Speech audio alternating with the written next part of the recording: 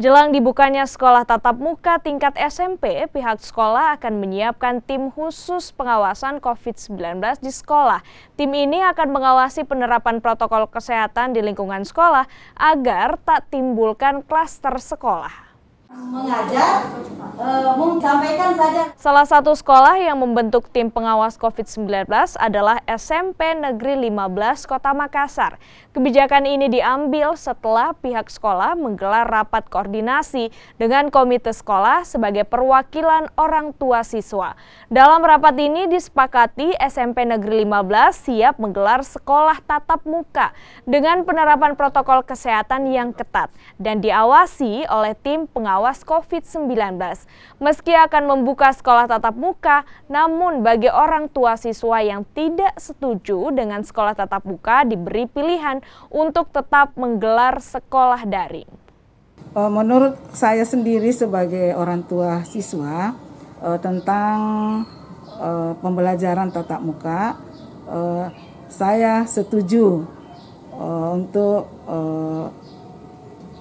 pertengahan ajaran baru anak-anak pembelajarannya sudah tatap muka, karena tentang daring selama ini saya sebagai orang tua sudah bagaimana ya anak-anak dia kadang ditanya bagaimana belajar nak, iya ternyata akhirnya ada pemberitahuan dari dari pihak sekolah atau dari guru mata pelajarannya bahwa anaknya tidak masuk. Untuk SMP Negeri 15 Makassar ini sebelumnya yang langkah awal adalah kita membentuk tim COVID khusus di SMP Negeri 15. Dari tim inilah mereka kan ada job masing-masing.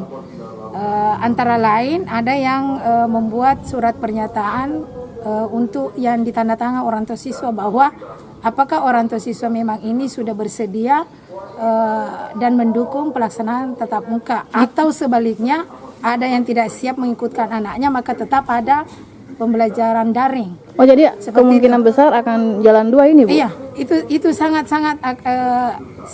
akan terjadi, bahwa karena kami yakin pemahaman orang tua kan beda-beda dengan adanya virus corona ini.